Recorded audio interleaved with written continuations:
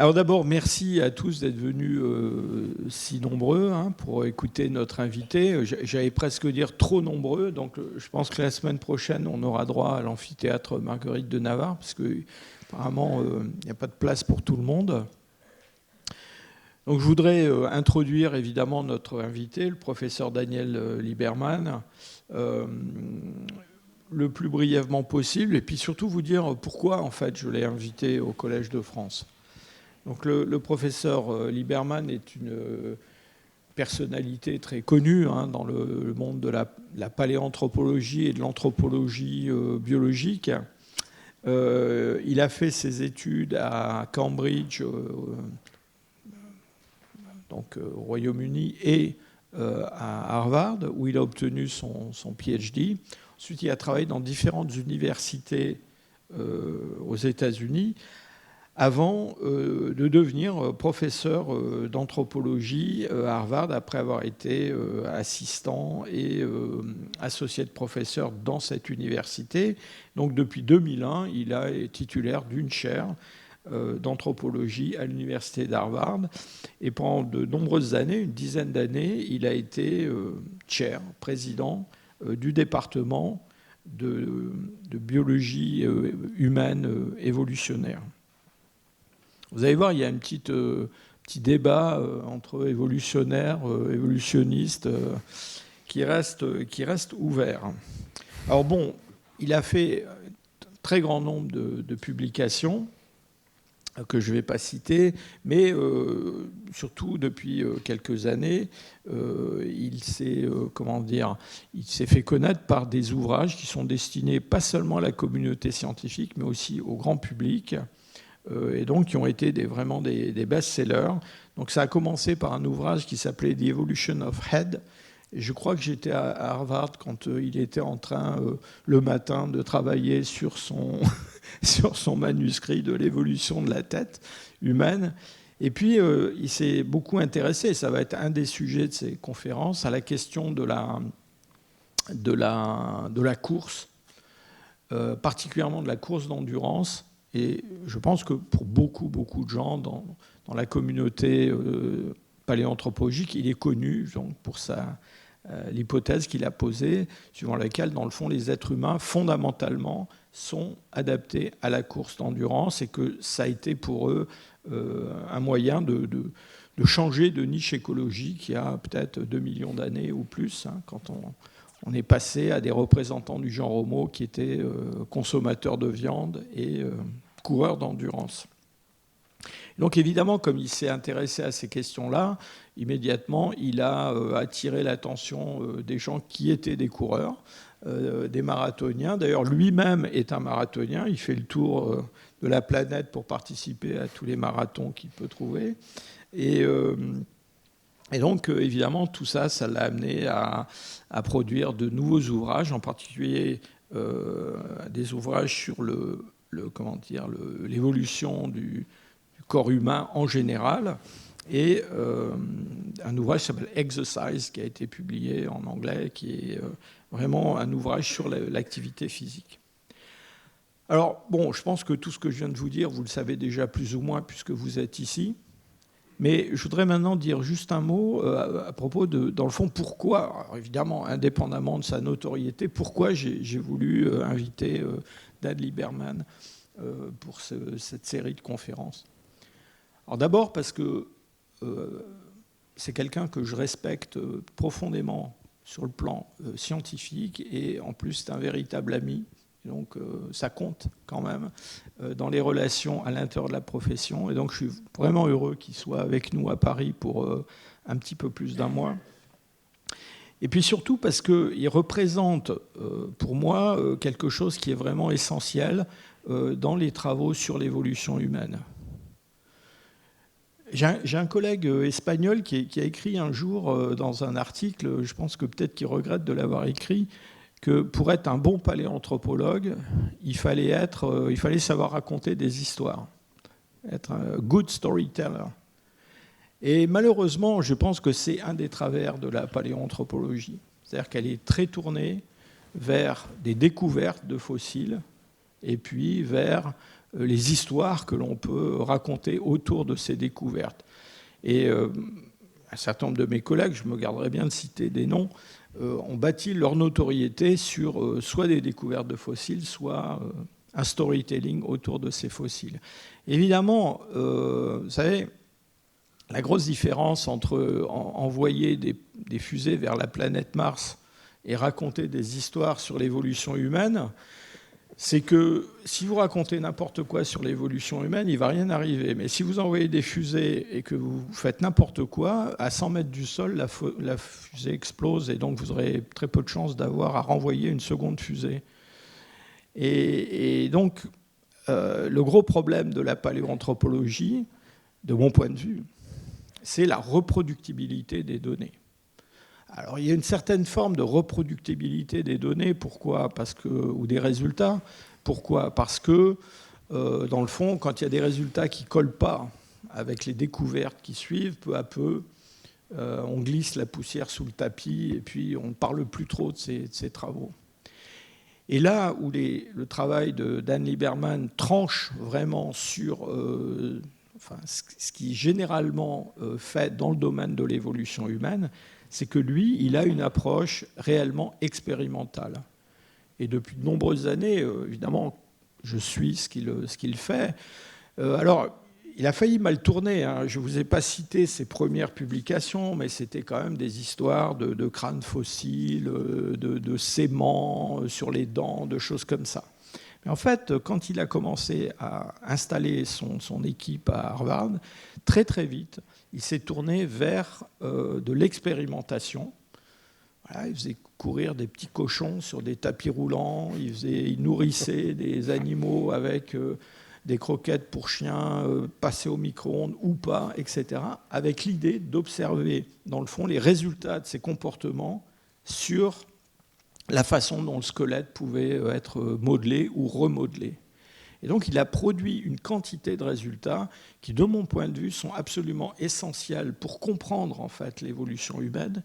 Et ces résultats, eh bien, sont des résultats expérimentaux qui sont reproductibles ou qui ne sont pas reproductibles. Et donc, s'ils ne sont pas reproductibles, quelqu'un peut montrer qu'ils ne sont pas valides.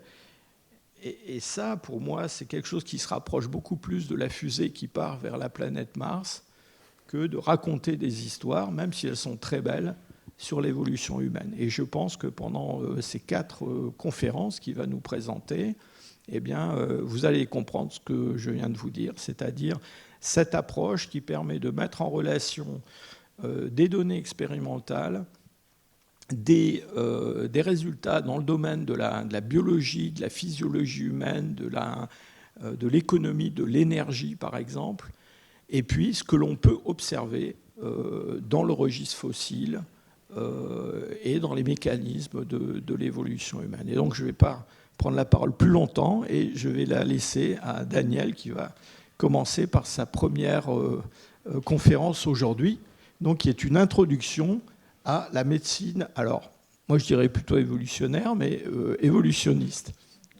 À toi. Merci. OK. Bonjour à tout le monde. Merci beaucoup pour l'introduction et merci spécialement Jean-Jacques et au Collège de France de m'avoir invité. Je suis très, très honoré d'être ici et pour parler d'un sujet qui me passionne. Comment appliquer l'évolution aux problèmes de santé et de maladie? Et avant que je d'aller plus loin, je vous prie d'excuser mon français pauvre. Il y a 43 ans que j'ai étudié français au lycée. Je ferai de mon mieux, mais je ne suis pas parfait. Et quand je donne des conférences en anglais, il faut dire que j'aime faire des blagues, etc. Mais je ne suis pas sûr que je puisse le faire aujourd'hui, surtout sans quelques verres de vin. Mais peut-être la semaine prochaine, je peux avoir du vin d'abord.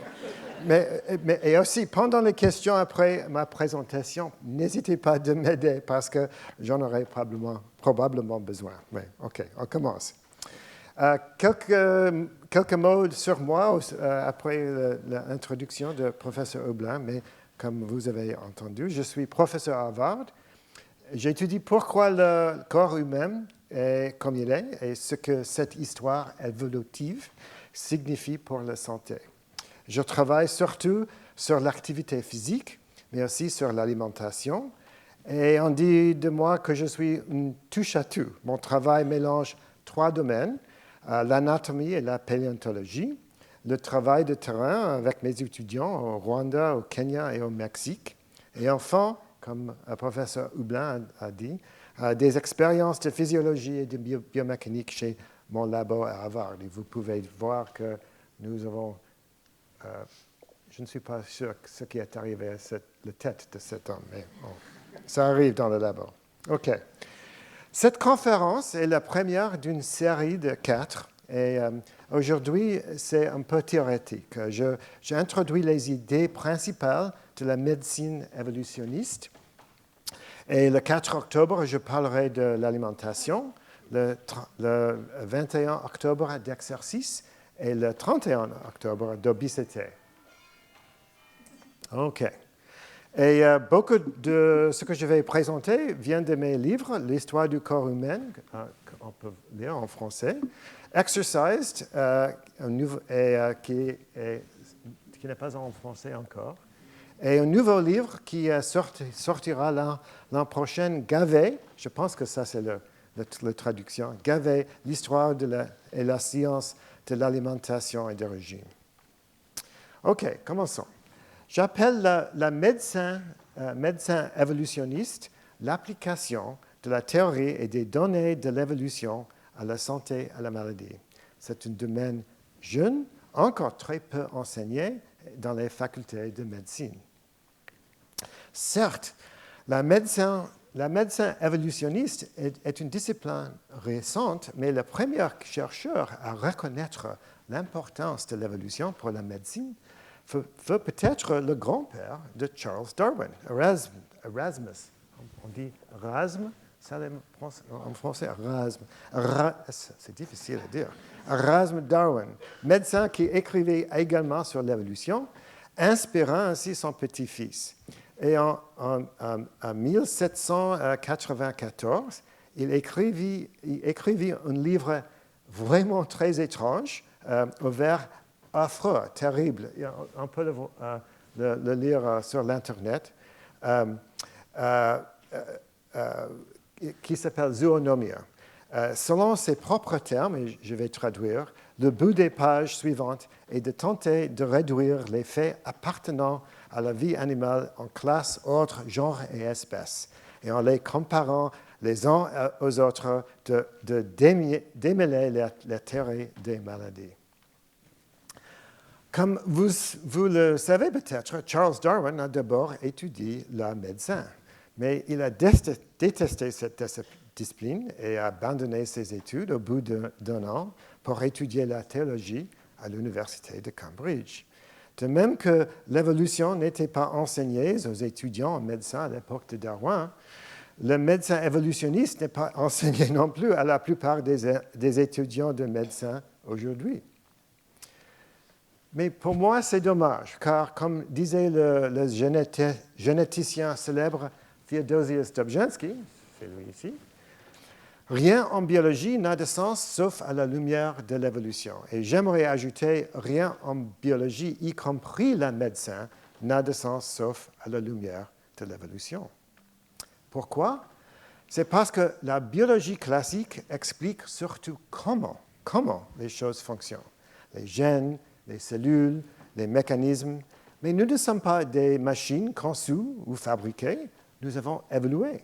Alors, pour comprendre pourquoi ces mécanismes existent, demande de remonter à l'histoire évolutive qui les a façonnés.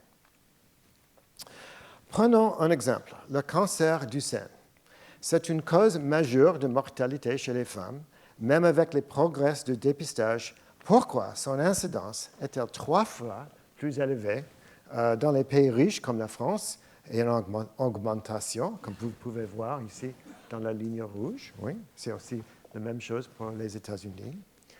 Pourquoi devient-il rapidement plus fréquent dans les pays à revenus intermédiaires qui sont richesses, la ligne bleue ici, oui, Et pourquoi reste-t-il rare dans les pays à faible revenu?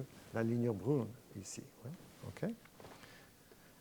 Aujourd'hui, la médecine se concentre sur tous les dépistages précoces, puis sur le traitement. Tuer les cellules cancéreuses avec la chimiothérapie et avec d'autres méthodes. Mais très rarement, les docteurs, ou même, bien sûr les patients, on pense au cancer du sein sous un angle évolutionniste. Et pour moi, c'est une erreur, parce qu'il faut dire que le cancer est avant tout un processus de sélection naturelle à l'intérieur du corps. Les cellules qui multiplient, pour se multiplier plus vite et coopérer moins bien que les autres deviennent dangereuses. Éventuellement, elles peuvent entraîner la mort. Et nos traitements, comme la chimiothérapie, peuvent parfois aggraver les choses. Ils éliminent les cellules sensibles, mais laissent la place aux cellules résistantes, exactement comme les antibiotiques favorisent parfois les bactéries résistantes. J'y reviendrai plus tard, mais je veux souligner une chose. Nous parlons trop peu de prévention. Comme presque tout dans le corps, les maladies viennent des interactions entre les gènes et l'environnement. Nos gènes changent très lentement, oui, mais la culture et la technologie changent très vite notre environnement, souvent d'une manière qui favorise les cancers. Pour le cancer du sein, les principaux facteurs de risque environnementaux sont l'obésité, l'inactivité physique, certains cancérogènes, le nombre de cycles menstruels et plus. De nombreuses études montrent, par exemple, et nous parlerons plus tard de ce phénomène, que les femmes plus actives physiquement ont moins de cancer du sein. Cette diapo montre les données d'une étude très grande, le Aerobic Center Longitudinal Study de Texas, qui a suivi quelques milliers de femmes pour beaucoup des ans. Comme vous pouvez voir, ils ont trouvé que les femmes avec un niveau d'activité élevé ont environ 40%, c'est un homme en moins de cancer du sein. Pourquoi? Et pourquoi si peu de gens le savent? J'espère avoir votre attention avec ces données. Mon argument aujourd'hui et dans mes prochaines conférences est simple. En utilisant la théorie de l'évolution, nous pouvons améliorer la santé. Aujourd'hui, je vais rappeler brièvement la théorie de l'évolution et de présenter 8 principes importants. Et dans les lectures suivantes, nous allons voir comment les appliquer à l'alimentation, à l'exercice et à l'obésité. Aujourd'hui, nous parlerons, lorsque cela sera possible, du cancer du sein. Je vous prie d'excuser mon français. OK. Comme tout le monde ici n'est pas biologiste, rappelons vite ce que c'est l'évolution. En fait, à moi, ce sont 5 théories réunies. 1. Les espèces changent au cours du temps. Ce n'est pas très difficile à comprendre. 2. L'évolution se fait par descendance avec modification. Et contrairement à Lamarck, il y a une statue de Lamarck pas loin d'ici, les organismes n'héritent pas de changements vécus au cours de leur vie, mais de variations transmises de génération en génération. 3. Les changements sont souvent lents et graduels dans les populations. 4. L'évolution peut produire de nouvelles espèces et tous les êtres vivants descendent d'un ancêtre commun. Et enfin, 5e, la plus importante, la sélection naturelle. C'est celle dont je vais parler surtout aujourd'hui. La sélection naturelle est une idée très simple mais puissante. Elle repose sur 3 faits. D'abord, il y a variation entre les individus. Regardez autour de vous, chacun ici est différent. Oui? Ensuite, une partie de ces variations est héréditaire, transmise par les gènes. Et enfin, certains individus laissent plus de descendants que d'autres, souvent parce qu'ils réussissent mieux à obtenir des ressources limitées. Si les trois conditions sont réunies, et elles le sont, alors leur conséquence nécessaire est un succès reproducteur différentiel et non aléatoire. Autrement dit, dans une population, les individus qui possèdent des variations favorables ont davantage de chances de survivre et de se reproduire. Oui, c'est ça. C'est une idée tellement simple. Et dans l'origine des espèces, Charles Darwin a souligné que la sélection naturelle est comparable à la sélection artificielle. Les éleveurs de chiens, par exemple, favorisent certains traits héréditaires pour créer des nouvelles races. La seule différence entre la sélection naturelle et la sélection artificielle est que dans le premier cas, la nature remplace l'éleveur comme l'agent de sélection. C'est tout. Alors, c'est une théorie puissante et bien testée. Alors, comment appliquer ces idées à des maladies comme cancer du sein? Pour y répondre, je vais présenter 8 grands principes.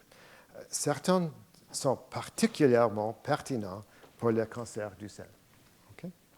OK, d'abord, le premier principe est que nous n'avons pas évolué pour être en santé. Ça peut sembler bizarre, mais je pense que c'est vrai et je veux expliquer. Rappelons la sélection naturelle. Variation, hérédité, reproduction, c'est tout, oui. Elle favorise toujours ce qui augmente le succès reproductif. C'est difficile, oui. On dit en anglais « survival of the fittest », survie des plus aptes, je pense en français. Donc, nous n'avons pas évolué à être en bonne santé que dans la mesure où la santé aide à avoir plus d'enfants. C'est comme ça. Oui. Pour comprendre, pensons à l'énergie. Chaque organisme, nous ne sommes pas différents, dispose d'une quantité limitée d'énergie à repartir. Chez les humains, l'énergie sert à 5 fonctions principales. Grandir, entretenir le corps, stocker de la graisse, bouger et se reproduire. La sélection naturelle privilégie toujours la reproduction. Donc, si on peut économiser sur l'entretien ou l'activité pour investir dans la reproduction, c'est payant en termes évolutifs. Oui, c'est simple. Un exemple très bien connu est l'obésité. Pourquoi sommes-nous si susceptibles à l'obésité malgré les problèmes de l'obésité? La réponse est que nous avons évolué pour stocker plus de graisse que la plupart des animaux. Le pourcentage de graisse corporelle dans les singes est rarement plus qu'à peu près 5%. Mais les femmes chasseurs-cueilleurs minces ont d'habitude entre 20 et 25% de graisse corporelle. Cette graisse corporelle est nécessaire pour la reproduction, surtout dans des environnements imprévisibles. Mais aujourd'hui, cela augmente beaucoup le risque de maladies chroniques, y compris de cancer. D'ailleurs, il y a beaucoup d'autres exemples de traits sélectionnés pour la reproduction, mais mauvais pour la santé. L'anxiété, l'attirance pour le sel et d'autres choses dont je préfère ne pas parler. C'est difficile d'être d'avant maintenant. OK. Mais nous sommes en train de lutter. Okay. Le deuxième principe, est que les adaptations dépendent du contexte. Elles peuvent devenir des problèmes quand l'environnement change trop vite. C'est ce qu'on appelle en discordance. En anglais, on dit mismatch, discordance. Je pense que c'est le meilleur mot. Qu'est-ce que c'est qu'une adaptation d'abord? Pour les biologistes, c'est un trait nouveau qui a été sélectionné parce qu'il améliorait la reproduction. L'exemple classique sont les pinsons de Galapagos. Chaque espèce a un bec adapté à un type d'aliment précis. Un bec court et fort pour casser des grains durs, un bec long et fin pour manger des fruits de cactus et des autres becs comme ça. Oui. Et quand le climat change, et dans les Galapagos, ça change souvent, la nourriture disponible change aussi. Alors, nous pouvons voir que la sélection dans les changements de climat favorise un autre type de bec. Quand il fait sec, seuls les oiseaux capables de casser des grains durs survivent mieux. Et quand il fait humide, les becs fins sont avantageux. C'est ça, la sélection naturelle en action, et c'est bien testé dans le Galapagos. Et si vous avez la chance de visiter le Galapagos, c'est vaut le voyage, on dit, dans le guide Michelin. Oui? OK. Et cela crée des discordances. Je définis les discordances comme des conditions qui sont plus fréquentes ou plus graves parce que le corps est insuffisamment adapté aux nouvelles conditions environnementales. Les discordances sont une force majeure de l'évolution. C'est le sujet de mon livre « L'histoire du corps humain ». Prenons un exemple extrême et un peu bizarre, fait avec Photoshop. Oui? Les zèbres sont adaptés à consommer de l'herbe dans les climats tropicaux.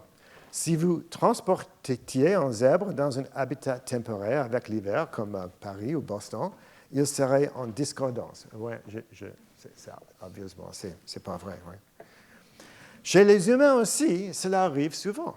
Le graphique à gauche, ici on peut voir, montre la température des océans au cours des 5 derniers millions d'années.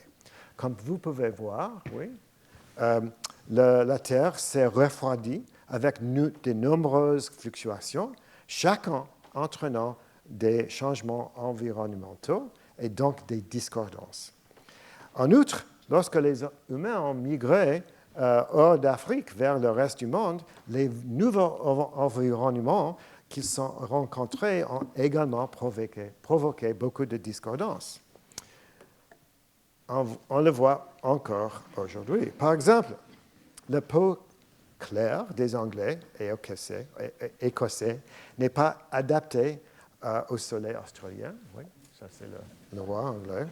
Et les descendants de ces guerriers anglaises en Australie ont les taux de cancer de la peau les plus élevés du monde. Moi, je distingue 3 grands types de discordance. Première catégorie, trop de stimulus, comme par exemple trop de graisse ou trop de sucre. La deuxième catégorie est pas d'assez de stimulus, comme trop peu d'activité physique. Et la troisième catégorie, des stimuli totalement nouveaux, comme par exemple la cigarette. 2 événements majeurs ont amplifié ces discordances. L'agriculture, qui a commencé il y a environ 10 000 ans, a changé radicalement notre alimentation et nos modes de vie. Puis, la révolution industrielle, encore plus récemment, a transformé même plus nos environnements. Ces changes ont augmenté l'obésité, les maladies cardiaques, les cancers, le diabète et plein d'autres maladies chroniques. Plus tard, notamment lors de ma dernière conférence du 31 octobre, j'expliquerai comment notre environnement alimentaire moderne favorise l'obésité. Mais un autre exemple de discordance avec les trop de stimulus est le carie dentaire. Les caries apparaissent avec les aliments riches en sucre et en glucides raffinés. Et ces aliments nourrissent certaines bactéries dans notre bouche, qui produisent ensuite de l'acide qui dissout l'émail des dents. C'est pourquoi le pourcentage de caries chez les premiers agriculteurs est plus de 2 fois plus élevé que chez les chasseurs-cueilleurs. Ça, c'est des données de l'Amérique du Nord. Un autre type de discordance provient du manque de stimulus. Le 24 octobre, j'examinerai comment le manque d'exercice est à l'origine de nombreuses maladies. Mais prenons maintenant un autre exemple, les fibres. Elles jouent un rôle important dans l'alimentation et nous avons évolué pour en consommer plus de 50 grammes par jour. Aujourd'hui, en français moyen, on consomme à peu près 16 grammes par jour, ce qui est insuffisant. Parmi leurs nombreux bienfaits, les fibres préviennent la constipation, réduisent le taux de cholestérol et de glycémie, proviennent de l'excès alimentaire et contribuent à la prévention du cancer du côlon. Et bien sûr, le monde moderne est plein de stimuli totalement nouveaux auxquels nous n'avons jamais évolué pour faire face. Parmi ceux que nous tenons pour acquis, on trouve les chaises. Et je vois tout le monde ici sont assis. Jusqu'à récemment, tout le monde s'asseyait par terre sur des rochers ou peut-être sur des tabourets. Puis, en 1859, oui, c'est la même année de l'origine de l'espèce, cet gens, l'industriel Michel Tonnet, a découvert comment fabriquer en usine la chaise du café. Il y a quelques milles de ça en France, à Paris, oui. Et depuis, la plupart des humains passent environ 10 heures par jour assis sur des chaises avec dossier. Cependant, s'asseoir sur des chaises avec dossier cause des discordances.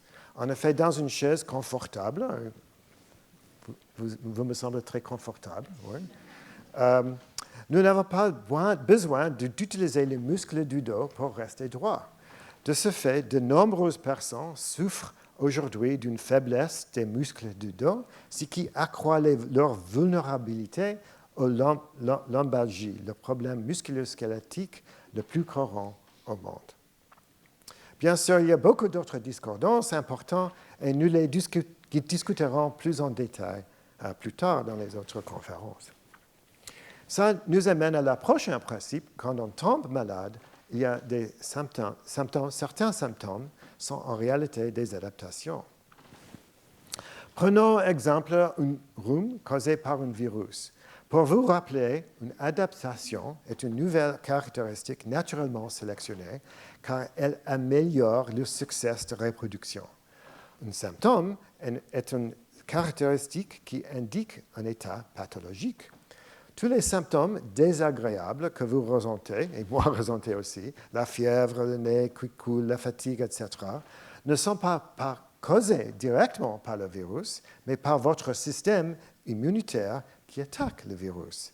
C'est important car bloquer ces symptômes revient parfois à bloquer l'action du système immunitaire contre le virus. Un point connexe est que certains symptômes sont très difficiles à surmonter car ce sont des adaptations anciennes et puissantes. Par exemple, lorsqu'on suit un régime et qu'il entre en bilan énergétique négatif, cela déclenche une réaction de famine. Oui? Et dans une réaction de famine, on souffre alors de fatigue, d'inactivité et de stress. Ce sont des adaptations. Et ces effets stimulent à leur tour l'hormone du stress, le cortisol, oui, c'est produit par le kidney, oui. Et le cortisol augmente l'appétit et favorise le stockage de graisse viscérale. Et à cause de ces adaptations puissantes et anciennes, il est très, très, très difficile de suivre un régime. OK. 4. Le prochain principe important à propos des adaptations, pertinent pour la santé et la maladie, est que toutes les adaptations impliquent des compromis. Tout a des coûts et des bénéfices. Rien n'est gratuit dans le corps humain. Exemple encore avec le cancer du sein. Pendant le cycle menstruel, que vous pouvez voir ici, les femmes produisent des pics d'estrogène et de progestérone, il y a deux hormones. L'estrogène en rose, ici, a 2 pics, voilà, et voilà. Un à peu près le jour 10 de la cycle et l'autre dans la 3e semaine. Et progestérone, en bleu ici, a un seul pic pendant la 2e semaine, deuxième partie, pardon. Ces hormones sont essentielles pour la fertilité, mais comme elles stimulent la division cellulaire, elles aussi augmentent le risque du cancer. De plus, comme l'évolution a favorisé toujours le succès reproductif, chaque fois que le corps dispose d'énergie supplémentaire, il augmente les niveaux d'estrogène et de progestérone. Le graphique à gauche ici, c'est une étude célèbre de mon collègue Peter Ellison à Harvard, qui a comparé des femmes en bonne santé faisant seulement 180 kilocalories d'exercice par jour avec des femmes sédentaires. Ça, c'est en rouge, c'est les femmes qui... Je pense qu'il a fait de courses à peu près 20 km par semaine, pas beaucoup, et des femmes sédentaires en blanc.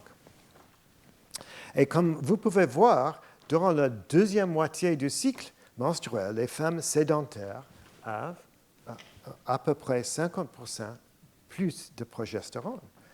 Pour moi, ça, en rouge, c'est les femmes normales, et en blanc, c'est les femmes anormales.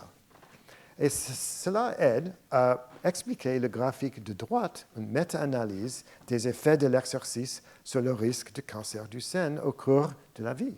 Selon cette étude, oui, vous pouvez voir, les femmes qui marchent 1 heure par jour ont un risque de cancer de sein inférieur de à peu près 50%.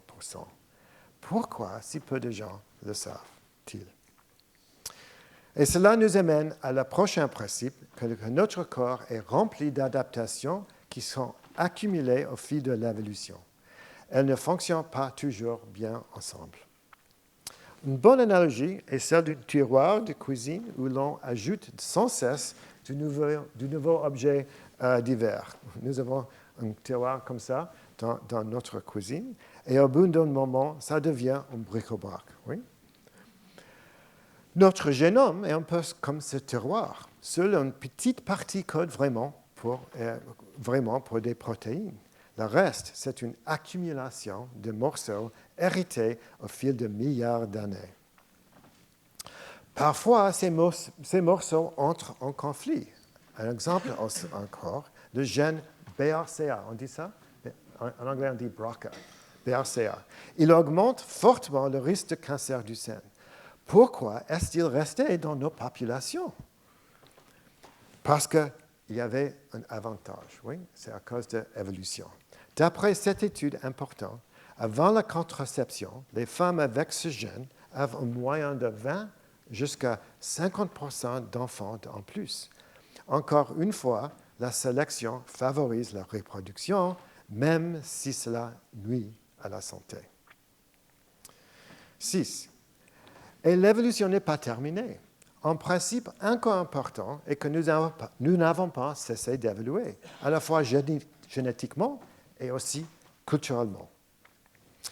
Beaucoup de gens pensent que l'évolution s'est arrêtée parce qu'elle est lente et que la technologie nous protège de la sélection naturelle. C'est vrai en partie, mais pas totalement. La sélection naturelle fonctionne toujours tant qu'il y a des variations, hérédité et la reproduction différentielle. C'est comme la gravité, oui, ça arrive. Et avec 8 milliards d'humains, il y a plus de variations que jamais. Aussi, la culture n'a pas éliminé la biologie. On peut le mesurer. Dans la ville de Framingham, ça c'est Framingham, Massachusetts, c'est mile 6 du marathon de Boston, bien connu par moi. Des scientifiques suivent les habitants depuis 3 générations. Les données montrent qu'une petite sélection en faveur des femmes plus petites est plus ronde. Et on ne sait pas pourquoi, mais et aussi la sélection est très faible, mais c'est bien là. Autre exemple, très très célèbre, le lactase. Après la domestication des animaux, dans au moins que 7 régions du monde, des mutations ont permis de digérer le lait à l'âge adulte. C'est un bel exemple d'évolution culturelle qui entraîne une évolution biologique. Notre cas célèbre, le paludisme. L'agriculture en Afrique a favorisé les moustiques qui transmettent le paludisme et donc la sélection de l'anémie falciforme qui protège partiellement contre la maladie. Plus près d'ici, le feu et les vêtements, l'invention de feu et des vêtements ont permis aux humains de vivre dans des régions froides et grises comme Paris. Aujourd'hui, il faut dire. Cela a entraîné une sélection pour une peau plus claire. Ces exemples montrent que la culture continuait à façonner notre biologie.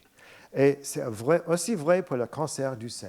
L'augmentation des aliments transformés, ultra-transformés, et la baisse de l'activité physique ont un effet direct. Et ça nous amène au principe le plus important de la médecine évolutionniste, la discordance. Il faut dire, les discordances arrivent parce que l'évolution biologique agit lentement, mais l'évolution culturelle est rapide et forte. Pensez à notre alimentation. En seulement quelques générations, elle a totalement changé. Oui? Aujourd'hui, nous mangeons des aliments ultra-transformés qui nos ancêtres n'auraient même pas reconnus. Oui? C'est un supermarché français ici. C'est plus pire aux États-Unis. Et quand cela arrive, on parle de discordance. Encore, une maladie qui est plus fréquente ou plus grave parce que notre corps n'est pas adapté aux nouvelles conditions. Comment reconnaître une discordance? On peut l'identifier et tester les hypothèses si on pose deux questions. Est-ce que le problème vient surtout d'un changement récemment de l'environnement plutôt que le gène? Et deux, est-ce que la maladie est moins fréquente dans les populations non industrialisées? C'est difficile pour parler en français. OK, un exemple simple que j'ai étudié peut-être un peu trop, les chaussures. Nous avons évolué pour être pieds nus ou porter des chaussures très simples. Aujourd'hui, nous avons des chaussures rigides ou étroites, oui, confortables, et le résultat, plus de pieds plats, qui sont rares chez des populations pieds nus. J'ai mesuré peut-être 1000 de pieds en Afrique et c'est impossible d'avoir un pied plat dans des populations pieds nus. Le pied plat, pas pieds nus. OK. Le pied plat n'est pas dramatique, mais il illustre comment des petites discordances peuvent devenir très répandues. Mais moi et d'autres chercheurs avons identifié des très nombreuses discordances. Il y a beaucoup, et quelques discordances sont bien très graves. Les principales causes de maladies et de décès. Il faut dire que la plupart d'entre nous mourront dans cette chambre, mourront d'une discordance comme une maladie cardiaque ou un cancer. Ces discordances à l'origine de ce qu'on appelle la transition épidémiologique. Au cours des dernières générations, dans les pays comme la France ou les États-Unis, nous avons observé une diminution de décès dus aux maladies infectieuses et à la malnutrition. Et dans le même temps, nous voyons une augmentation des maladies non infectieuses, autrefois rares ou inexistantes. Pour illustrer cela, voici une comparaison écrite un demi de mois à Harvard, une comparaison des causes de décès en 1900 et 20 000. Il y a une centaine d'années, les principales causes de décès étaient la grippe, la tuberculose et les maladies intestinales. Et maintenant, ce sont les maladies cardiaques et les cancers. Oui, ça c'est 2 ou 3 de décès. Et cela nous amène au dernier principe, une nouvelle dynamique que j'appelle la dysévolution. J'ai introduit cette idée dans mon livre « L'histoire du corps humain ». Pour expliquer, revenons aux chaussures. J'aime les chaussures et les pieds nus. Rappelez-vous que nous avons évolué pour être pieds nus et les chaussures modernes causent des problèmes comme les pieds plats. Cependant, au lieu de prévenir ce problème, nous en traitons les symptômes avec des semelles orthopédiques. Et cela nous permet de continuer à porter des chaussures qui causent les pieds plats. C'est un cercle vicieux. Et c'est ça la dysévolution. Un cercle vicieux où l'on traite les symptômes de discordance plutôt que les causes. Même chose avec les caries que nous avons parlé. On mange du sucre, on abîme ses dents, puis on va chez le dentiste et le traitement nous permet de continuer à manger du sucre. Heureusement. La dysévolution explique beaucoup de maladies pulmonaires et elle rend la prévention difficile car les causes sont souvent difficiles à percevoir. Ils n'ont peu ou pas d'effet sur le succès de reproduction et parfois les causes sont associées à des bénéfices à court terme, comme le sucre. Alors, que signifie tout cela pour la médecine? Pour répondre, revenons au cancer du sein. La première question, cancer du sein, est-il une discordance évolutive? Rappelez-vous que les discordances ont deux caractéristiques importantes. D'abord, ils sont rares et moins graves dans les populations chasseurs-cueilleurs et non industrielles. Et deuxièmement, ils arrivent des interactions gènes et environnement dans lesquelles l'environnement et non les gènes a changé. Évidemment, sans la médecine moderne, il est impossible de savoir précisément, mais nous disposons de suffisamment de données sur les populations de chasseurs-cueilleurs pour savoir qu'elles sont très rarement atteintes de cancer. Et ce n'est pas parce qu'elles ne vivent pas assez longtemps, et ça, je vais discuter ça dans une prochaine lecture, conférence. Nous avons également des preuves que le cancer était moins fréquent avant la révolution industrielle. Par exemple, le médecin italien Rigoni Stern a recueilli des données précises sur l'incidence du cancer du sein à l'hôpital de Vérone, en Italie. Sur 81, moins de 1% d'après lui, des décès étaient dus à ce cancer. Le Rigoni Stern a également noté que la plupart de ces décès concernent des religieuses. La deuxième caractéristique des discordances est qu'il arrive des interactions entre les gènes et l'environnement, dans lesquelles l'environnement et non les gènes ont changé. Et c'est certainement le cas des principaux facteurs de risque de cancer du sein. Les deux facteurs que nous ne pouvons pas modifier sont nos gènes et notre âge, oui, mais les autres sont des aspects de notre environnement que nous pouvons modifier. L'obésité, la sédentarité, le diabète, l'alcool, le tabac, la fréquence des cycles menstruels et les radiations. En raison de ces facteurs environnementaux et particulièrement de l'obésité, l'incidence du cancer du sein aux États-Unis a augmenté de 20% depuis 1970. C'est beaucoup de femmes. D'un côté, c'est déprimant. De l'autre, c'est une bonne nouvelle, car si nous ne pouvons pas changer nos gènes, il est possible de changer notre environnement.